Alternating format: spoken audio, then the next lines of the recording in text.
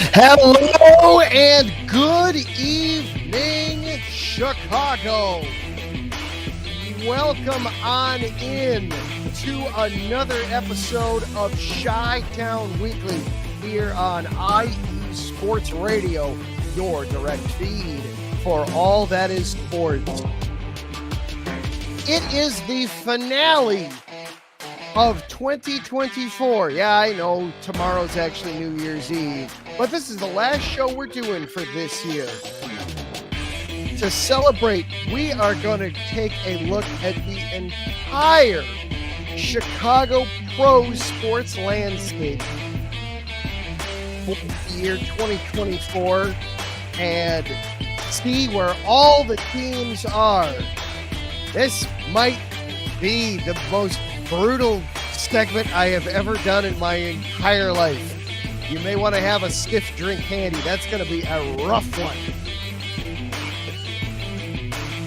We'll also be discussing, of course, the Bears and their loss in the home finale to the Seattle Seahawks and everything that happened between Kevin Warren and Ryan Poles. Might we have some insights as to why Kevin Warren is starting to take over more of the football side of things? I think we do. And then finally, there's mercifully just 1 hour of these things left up in that stadium in that state. Ugh. Maybe the Bears could get the win on this one. Maybe. We'll discuss all that and more coming up right now on Chi-Town Weekly. Lots to get through on tonight's show. I am your host, Adam Karnick. So glad that you are here with us. We have got a lot to get to in this 2024 finale for the show.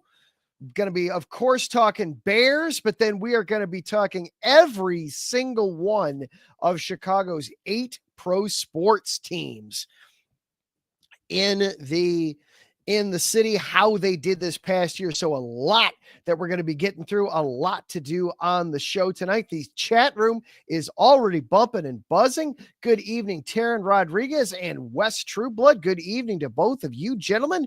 Hope you had a fantastic holiday week last week. Yeah, absolutely. Yeah, we hope it was a lot better than what the Bears had on Boxing Day. That was terrible. That was awful. Ralph Calise, also good evening to you, sir. And yes, Happy New Year coming up here in just a couple of days.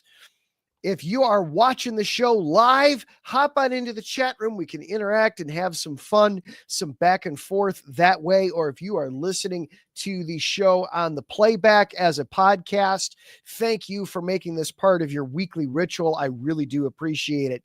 We are going to take ourselves a quick break, and then we will dive right into the Bears discussion after that. Yeah, Taryn put it perfectly. That Seahawks Bears game that we all had to sit through Thursday night. So a quick break, and then we will dive right into Bears Seahawks. You are listening to Chi-Town Weekly here on IE Sports Radio, your direct feed for all that is sports. Be right back after this.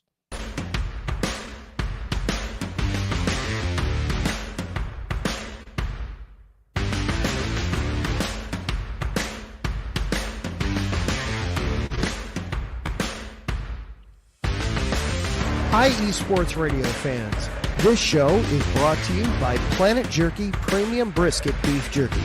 Planet Jerky is the official jerky of the 2022 California League champion Lake Elsinore Storm, Single A affiliate of the San Diego Padres. This all brisket jerky has gluten-free options, contains no MSG, no sodium nitrate, is low in sugar, and high in protein. Go to their website at planetjerky.net and follow them on Instagram at Planet Jerky. Planet Jerky, the jerky that's on a whole other planet.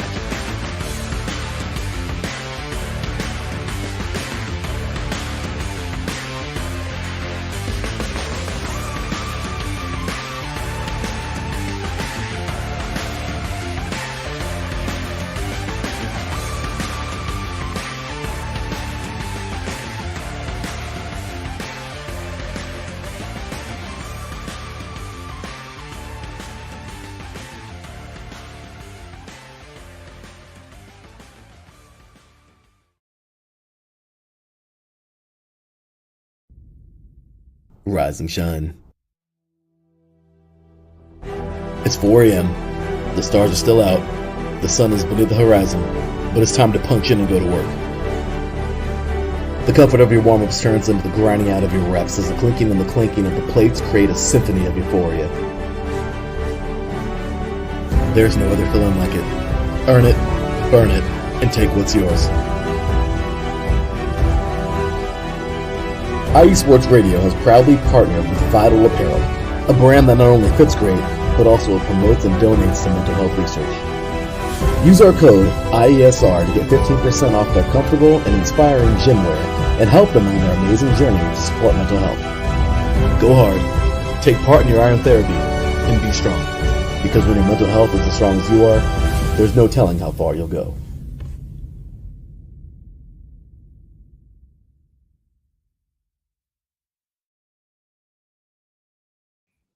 And welcome back into Chi-Town Weekly here on IE Sports Radio, your direct feed for all that is sports. Be sure to check out both of our sponsors there, Planet Jerky, Premium Brisket Beef Jerky, and Vital Apparel. Be sure to check them out. And also, of course, a shout out to IE Sports Radio for creating the platform by which this show is possible. We are available for you on social media, on Twitter at IESRC, or you can also follow along with me personally on Twitter. I am at Adam_Karnik. On Blue Sky, I am at Adam K. 87. And just want to again say hello and welcome into everybody watching tonight over the internet, over Facebook or YouTube or Twitter. Thank you for joining in. And if you are listening later on as a podcast, welcome in as well. Thank you for being here. I really appreciate you making this part of your week. We're going to start things off tonight with, and Wes, thank you. Yes, Adam, for the Hall of Fame. I have made it. For those of you that do follow on Twitter, I have made it to the IE Sports Radio's 2024 Hall of Fame finals. So if you follow along with the station on Twitter at IE Sports Radio, or if you follow along with me at Adam_Karnik, or on Twitter at IESRC. I have retweeted the links out a couple of times. You can vote for me for the 2024-2025 Hall of Fame class at IE Sports Radio. I have made it this far one other time before and came up short. I'm hoping this time that I'm able to push through a little bit. So if you're able, please cast your vote. I need your votes. Please, please, please. Thank you, Taryn, for the vote. I appreciate it. So I wanted to start the show off tonight with the Bears game from last Thursday night, Boxing Day. I hope everybody had a wonderful holiday, a terrific Christmas and Hanukkah and everything else last week. I hope everybody had a great time. My kids had a wonderful time last Wednesday. I have never seen so much bluey in one area that wasn't a store before, all in one spot. You name it. I think my kids got it. If it was a bluey item, bluey toys, bluey stuffies, bluey blankets, bluey books, bluey everything. So there, my kids had fun. We had a great day. And then we all watched that Bears game. For some reason, we tuned into that Bears game last Thursday night. Ugh, holy cow, that was just terrible football. I made the comment partway through the game that Seattle doesn't deserve to be in the playoffs either. I'm glad that the Rams won and then also got what they needed in order to clinch that strength of victory tiebreaker, because Seattle, there's no way that team deserved any sniff of the postseason either. That was just bad football to watch all the way around. The offense just continues to not be able to get out of its own way, with obviously just the 3 points on the board and just not able to get any kind of momentum. Anytime they'd get a little bit of spark of something, they'd have a negative play to turn it right around.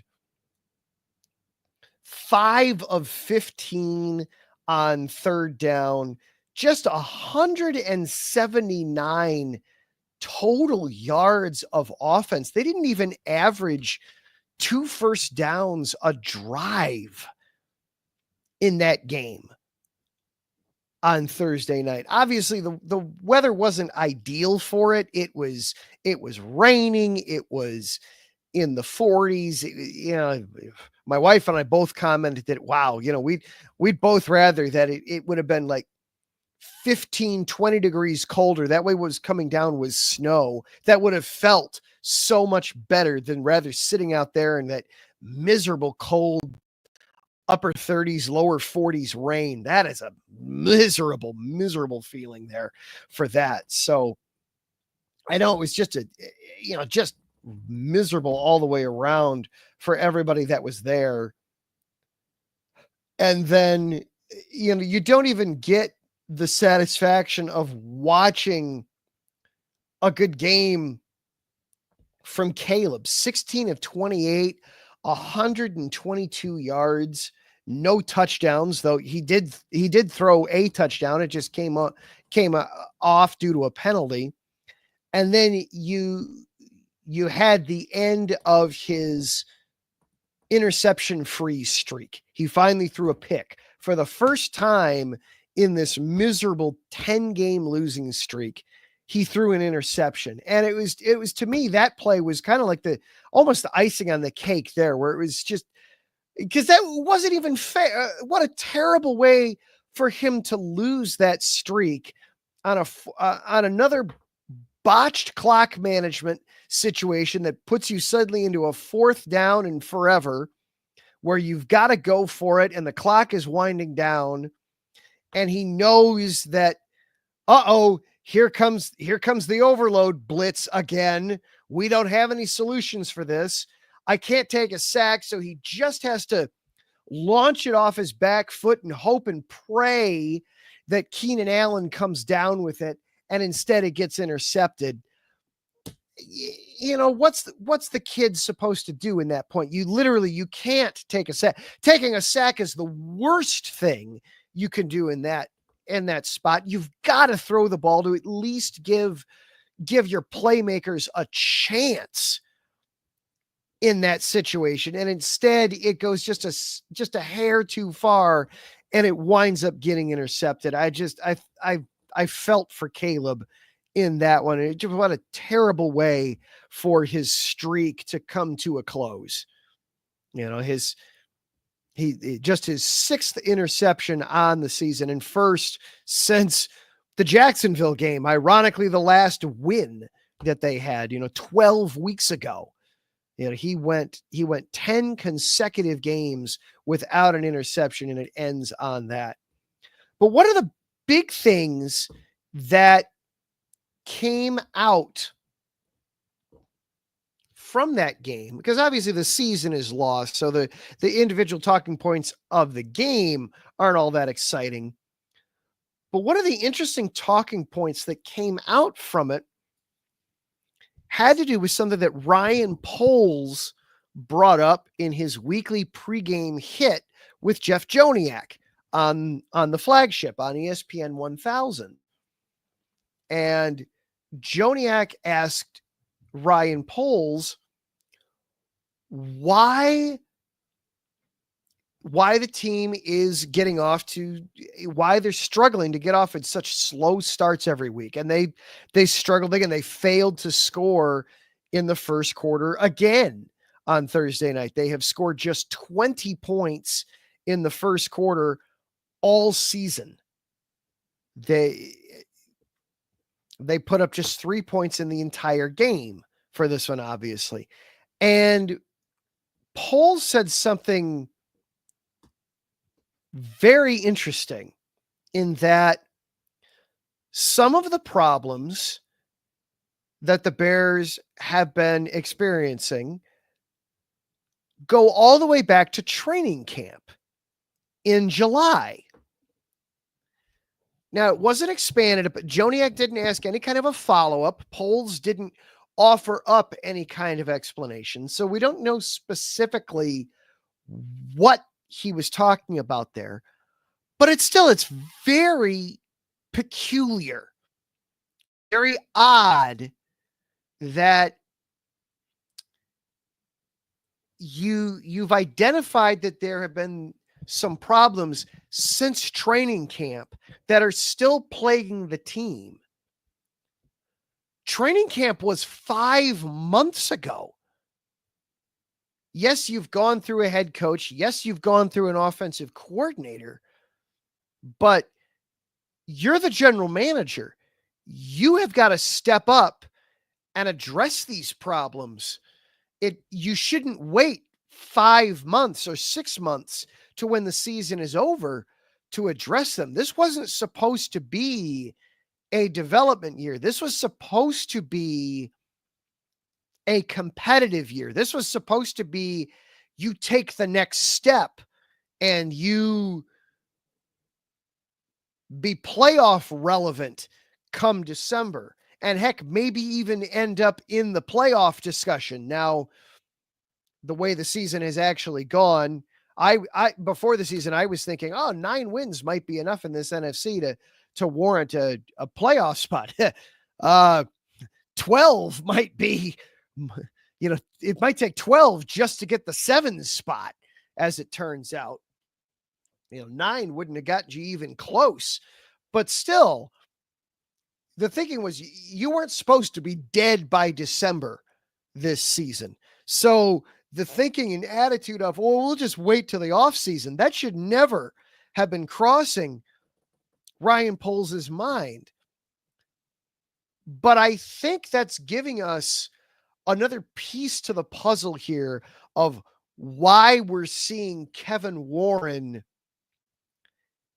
become involved on the football side of things. When Warren was hired as team president, I believed this to be the case. And as far as I know, this was the case. That it was strictly supposed to be more of a Ted Phillips replacement where it's, hey, we're bringing you in, but your number one priority is to get us a stadium, get a new stadium built, either in Arlington Heights or you take over that project of getting a new home for this football team. That's your number one priority. And now here we are, what is it, 2 years later, not even 2 years later, and he's become involved on the football side of things. He's sat down with Ryan Poles and George McCaskey to make the decision to ultimately fire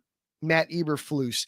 He is going to be the one that is making the final call of who's going to be the next head coach. You're seeing Warren, get involved in football decisions.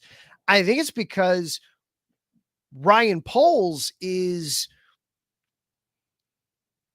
being indecisive on some things, not being hesitant to take the necessary steps. It's going to be interesting when Poles has his end of season presser next Tuesday or next Wednesday, whenever that winds up being. It might be next Monday. They don't normally do that on a Monday. Normally they let the dust settle first, and they'll typically have exit interviews with the players, and then they'll have the end of season presser. But it might be Monday. Whenever they have their end of season presser, I'm sure he will be asked to expand upon that a little bit. And it'll be interesting to see what the follow-up questions are and how Poles reacts to them. It'll also be interesting to me just to see, is Kevin Warren sitting there at that table? Because if he is, then you absolutely know with 100% certainty that Ryan Poles is no longer the one calling the shots. There's a lot of fans have started calling for Poles to get fired. I do not expect that to happen next week. But if Warren is sitting there at that table, Poles, if he hasn't been fired, he will absolutely have been neutered. You'll know that for a fact when that happens, if that happens next week. That'll be more of a discussion for next week and the following weeks, the off season. But that'll be something to look at for the end of season presser next week. Is A, is Kevin Warren sitting at the table, and B, is he the one fielding any questions? If he's I would expect him to be in the room, but maybe sitting off to the side and just listening to Poles a little bit. He has said he still has faith in Ryan Poles. I still have faith in Ryan Poles. I know that I am very much in the minority right now when I say that.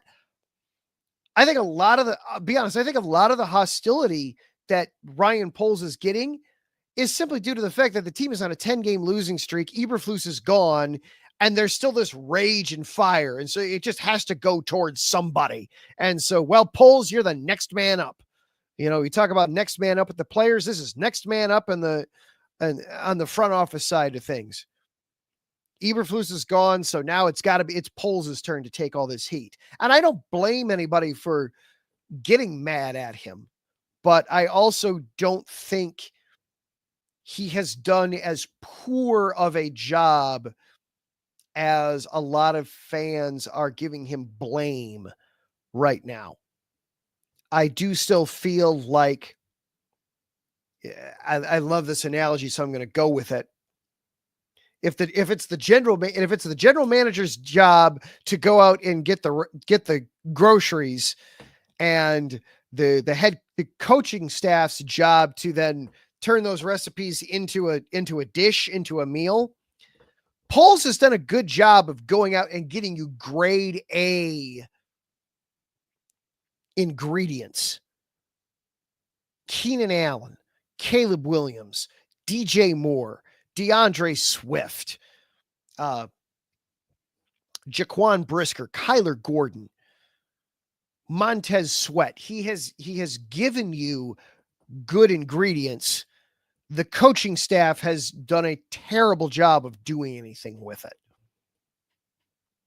So I still have some faith, and that's not to say that I want to absolve Poles of any blame whatsoever. That's not true either. That's not fair either.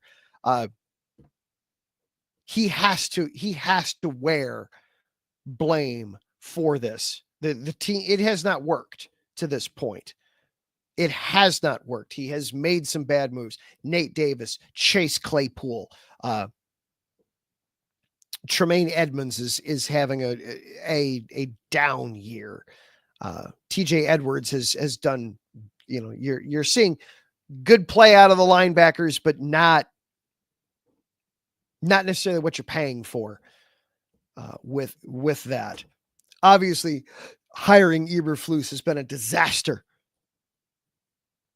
And you've got to get that right. But I am absolutely willing to give him one more crack at head coach. You screw this up though, and you and the head coach, off you go.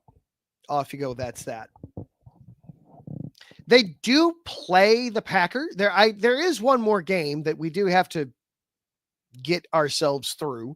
We do have to suffer our way through one more game. And maybe they will win this one. The way everything went down yesterday with the playoff picture, the Packers are currently in the 7 spot.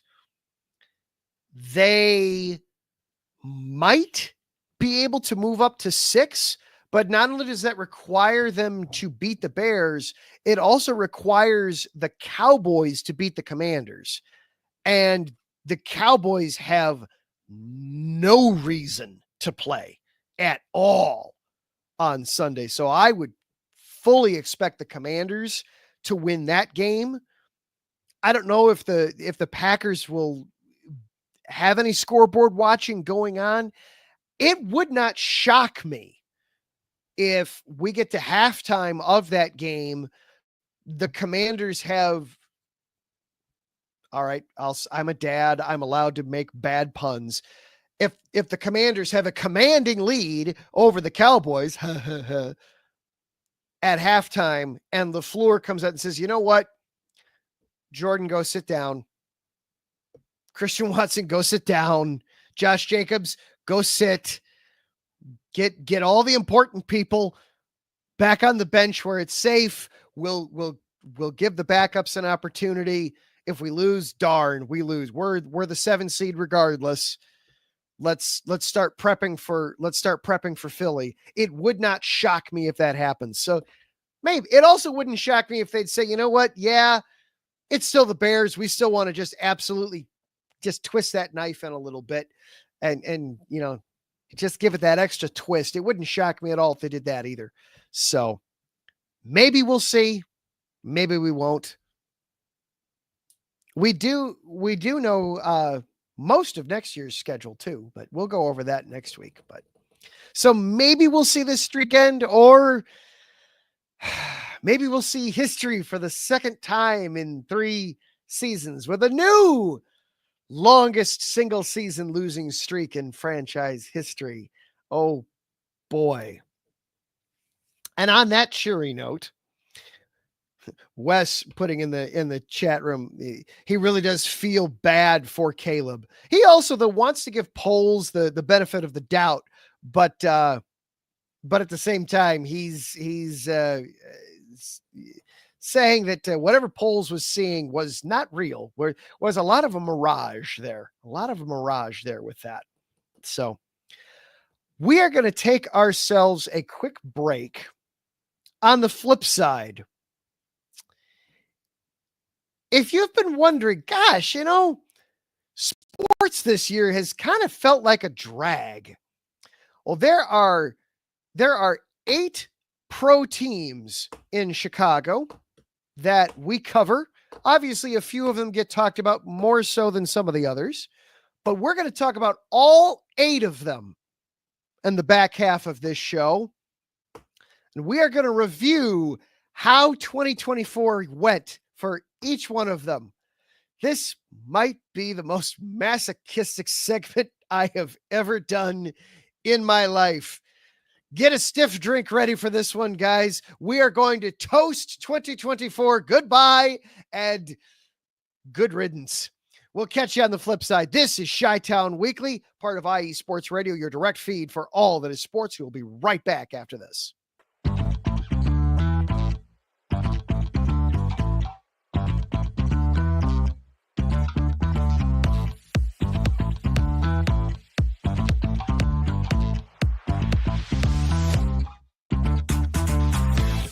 Hey there, IE Sports Radio fans. Be sure to check out our sponsor, Seal the Deal Wax Seals by Cecilia B.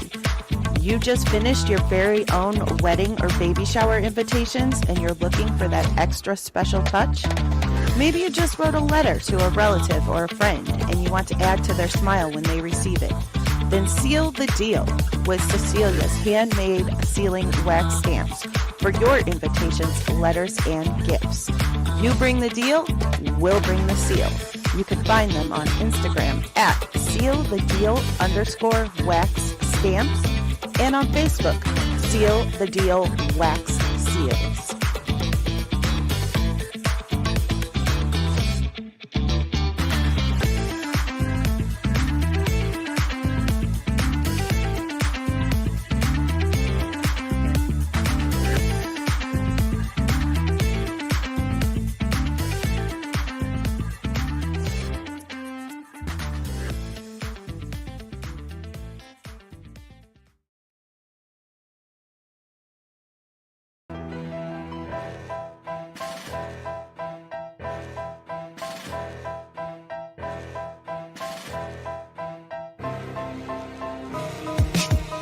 For the last 10 years, IE Sports Radio has been bringing you amazing content ranging from interviewing legendary athletes, coaches, and other authorized media personnel to building tailor-made shows dedicated to all major sports cities around the country.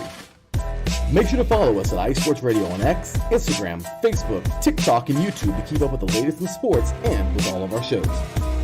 Also, make sure to check out our daily updated website at iesportsradio.com. At iSportsRadio.com, you can see our daily show schedule and check out all of our show pages with personal bios to learn a little bit more about each of our awesome hosts.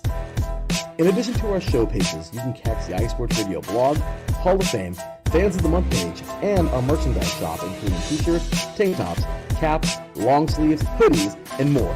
For now over a decade here at iSports Radio, we've continued to be by the fans, for the fans, and we thank you all for your support and for making iSports Radio your direct feed for all that is sports.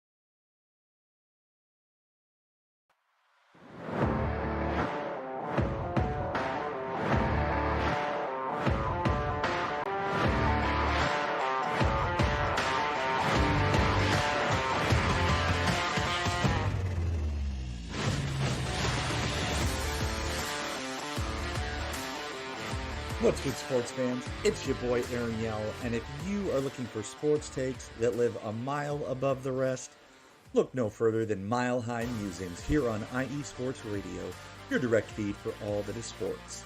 Want to talk about NBA MVPs and champions? Yeah, that's us. Perhaps a baseball team that no matter how they play, you just can't quit them? Yep, we've got that too. What about Stanley Cups, NHL award winners in the burgundy and blue? You got it. How about Buffaloes that run, pass, shoot, dunk? You bet. For all things Colorado sports, look no further than right here every Sunday at 10 Eastern, 9 Central, 8 Mountain, and 7 Pacific. Because if that light is red and the kids are in bed, you are listening to Mile High Musings, where we praise the Lord and cheer for them Denver Broncos. Stay good, sports fans.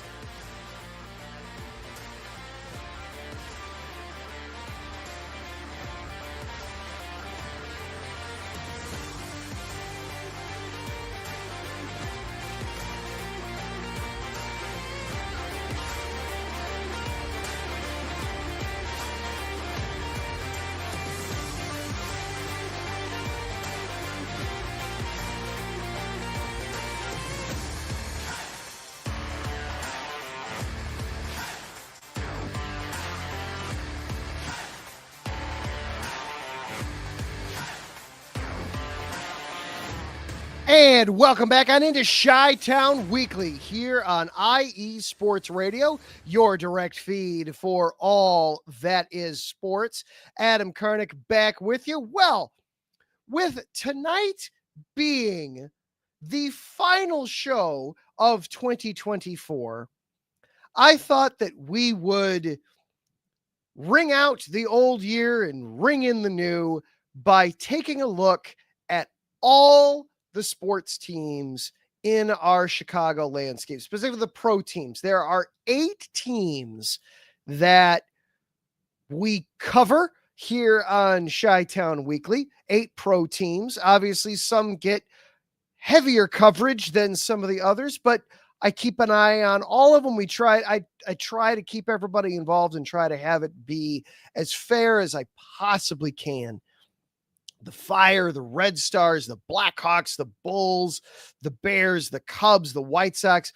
We're going to take a look at all 8 of them here in this next segment.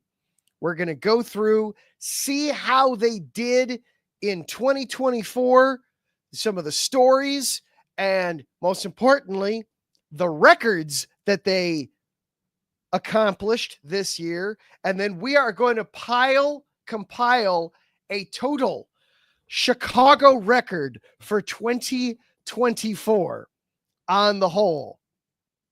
Now I'm going to set some ground rules here. These are for regular season contests that were played in 2024. So I know for the Blackhawks and the Bulls, we're going to be talking about results over 2 different seasons, but they were played in the calendar year 2024. technically also true for the Bears. The Bears have not, yes, they've got one more game to play in the season, but that's in 2025. They played the last game of the 2023 season was played January 7th, 2024. So that's counting in this. I also know that there are 2 more games yet to be tallied. The Bulls are playing the Hornets tonight down in Charlotte. And in fact, we'll get an update on that game here real quickly. It is the Bulls are barely in front of the Hornets. Boy, gosh, I was really hoping this is going to be one where it's going to say, okay, well, they haven't won yet, but we can kind of tack it on. They're only up 3 points with 3 minutes to go in the third. Come on, guys. This is a 7-win Hornets team. It is 68-65 with just under 3 minutes to go in the third quarter in that one. That one is a toss-up. So we don't know which way we're going to handle that. And then, of course, the Blackhawks do have the Winter Classic tomorrow afternoon at Wrigley Field against the St. Louis Blues. So obviously, this isn't going to be complete. It's not going to be total, but it's pretty doggone close to being total on everything here. So, all right, I have stalled long enough here. So we are going to we'll start things off in the world of soccer, specifically the Chicago Fire of Major League Soccer. Not a very good 2024 at all for the Fire. 7 wins, 18 losses, and 9 draws. A win percentage of .206. They finished last in the Eastern Conference, and they missed out on the MLS playoffs for the 7th consecutive season and 14th in their last 15 years. There will be some change forthcoming for the Fire as they have a new director of football. He's also going to serve as the head coach. Greg Berhalter takes over, so there will be some changes forthcoming there with the Fire. They also mid-season lost one of their star players, Sadari Shaqiri, left partway through the season. That contributed to it, but Greg Berhalter takes over as the new head coach. He's also the new director of football, effectively their general manager. So we'll see if there's any good changes on the horizon for the Fire. But a rough season to start with for the Fire in 2024. Just more bad for the Fire this season. Staying with soccer for a moment as I get my color code changed over here. The Red Stars of the NWSL. And this is and this will be part of our story with them. This will be probably the last time I will refer to them as the Red Stars. They are officially changing their name effective the 2025 season. They will be dropping red and just going to the Chicago Stars FC in the NWSL. Better than the Fire, but still not great. 10 wins, 14 losses, and 2 draws for the Red Stars. A .385 win percentage. They finished 8th in the NWSL. They did manage to qualify for the playoffs. The which is unique amongst the all 8 of these teams that we're going to be talking about from Chicago. The Red Stars were the one and only Chicago pro team to make the playoffs this year, as they got in as the 8th seed because the NWSL expanded their playoffs. The Red Stars were able to get in as the 8th and final team in. It did not go very well. They took on number 1 overall seed and eventual NWSL champion, the Orlando Pride, in the quarterfinals, and the Pride absolutely destroyed them. 4-1 was the final. Orlando at one point led in the game 4-0 in that one. Larry B having some fun. Adam needs some wine. Yeah, I've actually it is not an alcoholic beverage. I leave that to Mike Pat of Let's Wine About Sports on Saturday nights, but I do have a beverage here with me in case my throat goes dry. But yeah, if you got a stiff drink for this segment, you're going to want it. And always Arizona. Hope we're having a good show so far. Well, we're having the crazy segment. So, that's how we roll here on Chi-Town Weekly. This was the first year for new Red Stars head coach. I'm making sure that I pronounce his name correctly. Lorne Donaldson. Lorne Donaldson was introduced just about a year ago as the new head coach. So this was the first season under Coach Donaldson with the Red Stars. Hopefully he'll be able to get the arrow pointed in an upwards direction. They did qualify for the playoffs this year, but still not a great season overall. Still, under 500 by not an insignificant amount.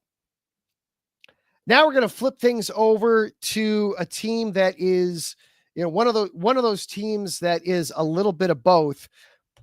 Finished a season and then has started a new one in this calendar. And again, for the rules on this is any regular season game played from January 1st of this year through now.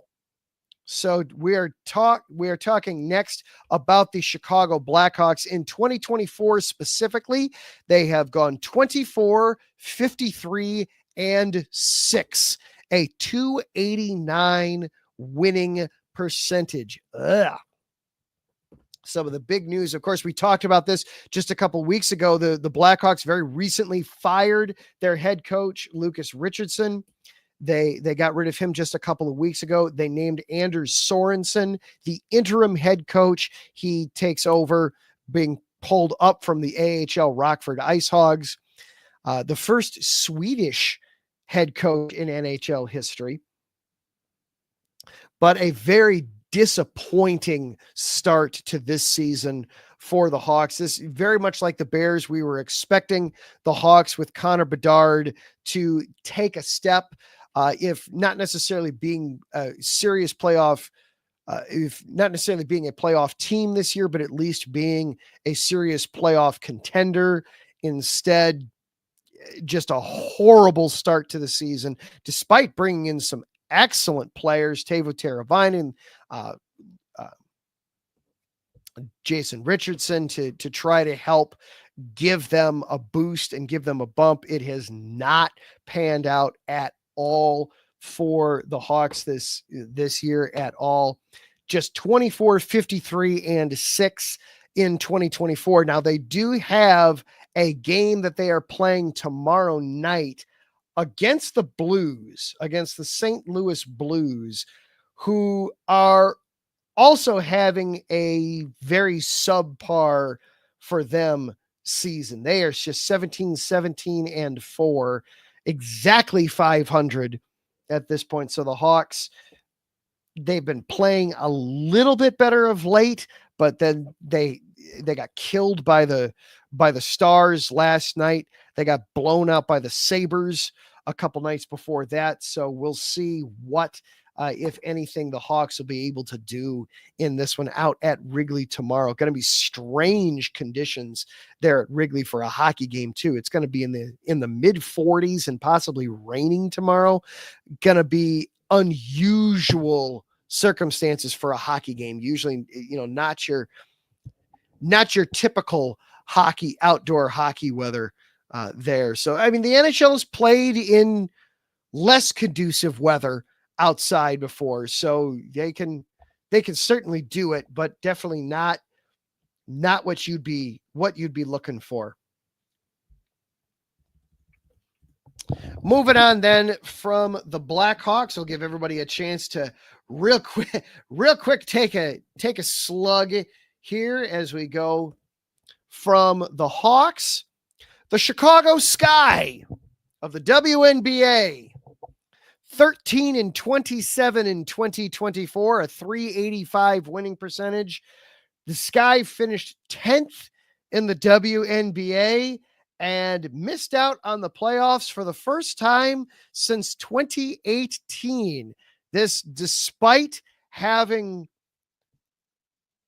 very encouraging hopes for the season with rookies Angel Reese and Camila Cardoso coming over, a couple of good high top 10 picks for the Sky. Cardoso unfortunately got hurt early in the season, wasn't able to do much. Angel Reese, while she did set the double-double WNBA record for consecutive double-doubles, it was not enough. The Sky dropped 8 out of their final 10 en route to that 13-27 mark. They missed the playoffs for the first time in 6 years. This was under first-year head coach Teresa Weatherspoon. Well, that would be her only season. Weatherspoon was very surprisingly released in October, and Tyler Marsh was then named the next head coach of the Sky. Marsh becomes the 4th head coach of the Sky in some capacity, either in full-time or interim, in the last 2 seasons for the Sky. So a lot of turnover there. You may be noticing that's a little bit of a theme here with all these teams, is first-year head coach, or they got rid of their head coach at the end of this season. They're going to have a new head coach. Kudos to you for picking up on that. You are absolutely correct. That is a theme for this city this year. Not great stuff. Now the Sky, there is some encouraging stuff getting into next year. Marsh comes over from the Las Vegas Aces, who have been a terrific team in the WNBA for the last several years. So he brings some good pedigree there. He's also had a good hand in building and developing a lot of the talent that the Aces have. So there is some hope there that he can help Angel and Cardoso take some further along their development.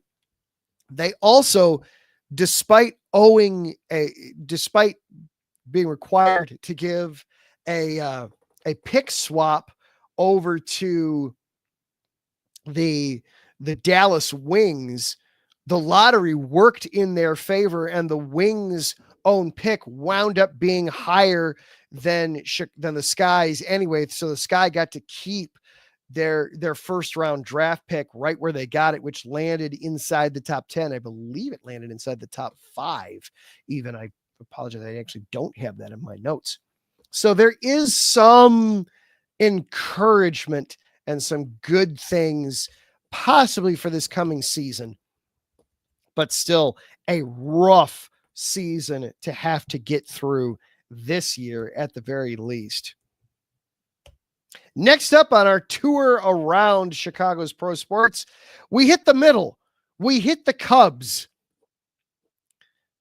We hit a winning record. We finished with somebody that is above 500. Hallelujah. We're going to celebrate with a quick drink on that, actually.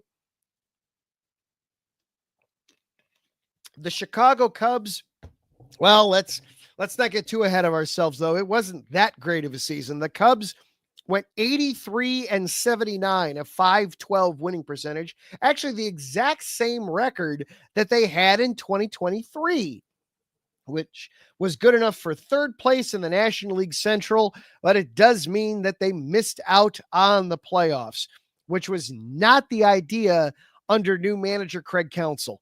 Craig Counsell was lured down from Milwaukee with the idea and the thinking and the hope that he was going to be the missing piece, that the Cubs had a bunch of not superstar, but above average talent, and Council could be the guy to help take them over the hump and get them back to the postseason. And it turned out that just would not be the case. The Cubs really struggled in one-run games all season long, going just 23-28 in one-run games. They also struggled against the National League Central, going just 23-29 against their NL Central opponents. They did finish with a run differential well above zero, plus 67 run differential. That you would have expected them then to have been closer to the playoff mix instead of winding out well out of the final wild card spot. So the Cubs, despite a winning record, it's still one of the more disappointing seasons in the city this year, going just 83-79 overall on the year. We'll keep spinning our way around the city here on our end of year Good Riddance 2024 segment. That will take us to doubles. And again, this is every game that they have played, every regular season game from January 1 through now. So it's over 2 seasons. The Bulls in 2024, a record of 38-42, 475 winning percentage. What a weird spot that the Bulls are in and the NBA is in too. The Bulls, they didn't really, they had post-season play, but it was that play-in tournament thing that the NBA does. That really doesn't count. Yes, it happens after the regular season, but that doesn't really count in my mind. That's not the same thing. The Bulls do have some distinction for being the only one of these 8 teams to not have some sort of change with their head coach within the last 12 months. Billy Donovan is still there. He's still leading the charge there with the Bulls, still trying to help them figure out just what in the world they want to be. They went for it the last couple years only to wind up in the play-in tournament and failed to get out of that to get into the playoffs themselves. Now, this year, it looks like and would seem like they're finally realizing that what they're doing isn't working and they're trying to make some changes. They did a sign and trade with DeMar DeRozan to send him out to Sacramento over the summer. They are actively trying to get Zach LaVine out of town. It sounds like there's a deal possibly brewing with the LA Lakers, who they've been the one team that has been consistently brought up and mentioned with whenever Zach LaVine trade talks wind up. It's, oh, he's going to the Lakers. He's going to the Lakers. That is starting to pick up some steam again. And possibly Nikola Vucevic heading out to the Suns, though I do know that salary could be an issue there with that. There'd be some hard things that they'd have to figure some salary things out there to get Vucevic out of here. But the Bulls, they've been about as blah and mediocre as you can be this year. 38-42. They are playing the Hornets tonight down in Charlotte, and we'll get a quick update on that one. They are up 82-76 with about 7.5 minutes to go in the fourth quarter. So they're building a little bit of a lead, but I wouldn't say it's safe. This is a team that just gave up 50 points to the Atlanta Hawks on Thursday night. So anything is possible in that one yet. That's one of the 2 games that obviously we won't have reflected here in our numbers. Now we get to the big 2. First up, that team that just showed us just how low you can go. That just when you think you've hit bottom, we're just going to keep right on digging. Thank you very much. The Chicago White Sox. Whoa. 41 and 121 in 2024, a 253 winning percentage, a major league record for futility, with the most losses in modern MLB history since at least 1900, with that 41 and 21 record. Obviously, last place in the American League Central. They finished with a run differential of minus 306. You'd think, well, that had to be some kind of record. Well, actually, the Oakland A's were minus 338 the year before that. So they didn't set any kind of record there. Started the year with Pedro Grifol as the manager.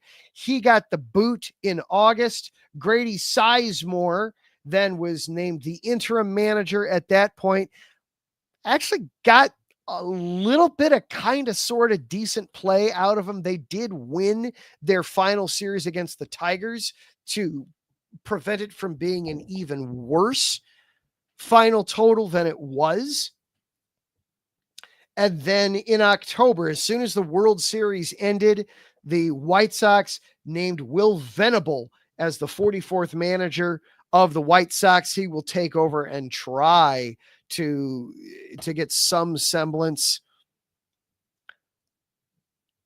They were a historically terrible team last year. And frankly, I can't give you any reason why they won't be again next year. The only move of significance that they made so far this offseason is they finally did trade Garrett Crochet to the Boston Red Sox. They got some decent prospects back in return, including yet another catcher. My goodness, the White Sox like having catchers in their farm system. I tell you what. The only reason that I've seen from anybody for a reason to be optimistic about the White Sox is, well, it's really hard to lose that many games in a season. The only reason to be optimistic for the White Sox at this point is a kind of regression to the mean. That's the only thing. For White Sox fans, man, you've got to be stocking up on whatever your beverage of choice is to get you through, because you know that this summer there's no reason for optimism for this summer for the White Sox whatsoever. That they are gonna be terrible again. It's hard to predict a team to be record-setting bad 2 years in a row, but at this point, I have no reason to suspect that they'll be any better, because manager, we're going to talk about this in a minute with the Bears, that, coaching in the NFL really matters. In baseball, how much difference does a manager really make over 162 games? Not a ton. If the talent isn't there, and it is not there on the South Side, there's not a whole heck of a lot that the manager can do. The postseason is where the manager makes his presence felt, and the White Sox aren't going to be sniffing that for any amount of time here. And then last, but certainly not least, as we go through the year that has been sports 2024 in Chicago, we find our way back to the Bears. Now, again, this includes the final game of the 2023 season, because it was played January 7th, 2024, and everything that they've done this year. What do we say about the Bears that we haven't been saying over the last 17 weeks with this team?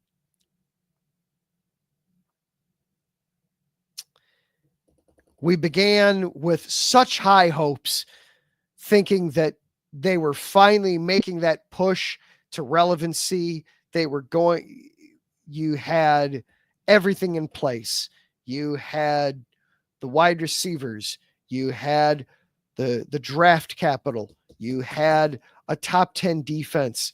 You were gift wrapped the best quarterback prospect that football has seen in over a decade. Gift wrapped to the Bears thanks to the Carolina pick at number 1 overall. And they got off to a fantastic start, 4-2, 6 weeks in, a 3-game winning streak, easily the longest winning streak of the Matt Eberflus era. And then, as Alden points out, the Hail Mary, that Hail Mary against the Commanders. It's amazing how one play can really change a trajectory of a franchise. It exposed the Bears for everything that they were, and they never recovered. And here we are, 10 weeks later, we're still talking about that play. We're still waiting for the Bears to get a win. Meanwhile, they got rid of their offensive coordinator. Matt Eberflus became the first head coach in the history of the Chicago Bears to get fired in season. They still haven't won a game. Heck, they haven't even held a lead since Eberflus has been fired. In the last 4 games, they have trailed in each and every one.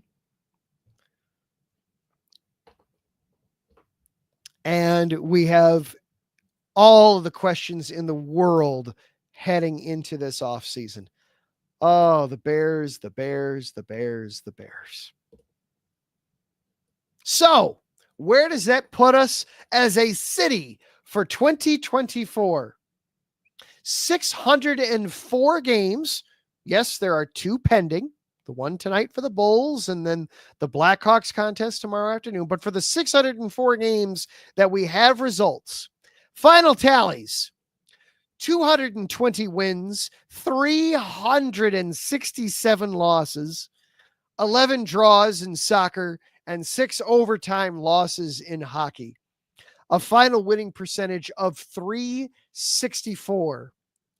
That is the pro sports Chicago scene in 2024. So long, 2024, and good riddance. Please, please, let this be rock bottom. Let's get through this. Let's hope that there's some good stuff on the way up. A couple of quick notes here, some cheery stuff from some non-pro sports. Larry B., our czar and overlord and huge D3 football enthusiast, threw a couple of notes in here for us. In District 3 football, North Central out of Naperville defeated Susquehanna from Pennsylvania 66-0. They advance to the Division 3 National Championship game. The Stag Bowl, they will take on Mount Union from Ohio. Mount Union is a strong D3 program. For North Central, this is their 5th time in program history that they've made it to the Stag Bowl, and they've made it a lot lately. 5 of the last 6 seasons. The only one they missed was 2020. We can kind of figure out what happened there. They did win the national championship in 19 and in 22. 22, they beat Mount Union, so a rematch of that game. So some notes here on the D3 level. So North Central will be taking on Mount Union of Ohio in the D3 National Championship. So at least we do have that going for us. That is going to do it for our show here tonight. Thank yous to each and every one of our sponsors. Planet Jerky Premium Brisket Beef Jerky, the jerky that's on a whole other planet. Place your order at planetjerky.net and be sure to follow Instagram at Planet Jerky. Seal the Deal Wax Seals. You place your order at iesportsradio.com/seal the deal wax seals. You can also follow them on Instagram at Seal the Deal Wax Seals. Also, thank you to Vital Apparel, the brand that not only fits great, but they also promote and donate to mental health research. Go to vitalapparel.com, use the code IESR to get 15% off of their comfortable and inspiring gym wear and help them on their amazing journey to support mental health. And of course, thank you to IE Sports Radio for providing the platform for the show. You can follow the station everywhere on social media, YouTube, Instagram, TikTok, Facebook, and Twitter at IE Sports Radio. Also go to iesportsradio.com. Thank you to everybody that tuned in to the show tonight. Taryn Rodriguez, Alden from Always Arizona Sports, Larry B, the czar and overlord of IE Sports Radio, Wes Trueblood, Kathy Kernick, Ralph Calise. Thank you, everybody, for tuning into the show and keeping me company here tonight. Thank you to the 104 people here watching the show, whether it's Facebook or YouTube or Twitter. Thank you to each and every one of you. And thank you also for those listening on the podcast on Spreaker, Spotify, iHeartRadio, YouTube. Thank you for making this part of your weekly ritual. I really do appreciate it.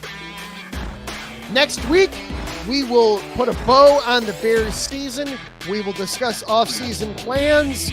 We will get serious into the head coaching thing, all that important stuff.